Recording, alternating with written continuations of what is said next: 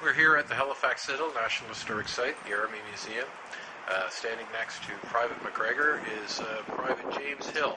Mr. Hill is showing the variant of kit that would have been issued and used by Canadian forces once they entered the theatre of operations on the continent of Europe.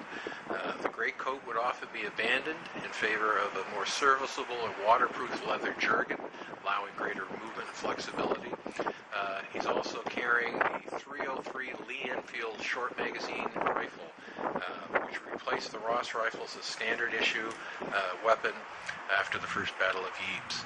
Another element that's very distinguishable from our garrison soldier is the fact that he's wearing a steel helmet.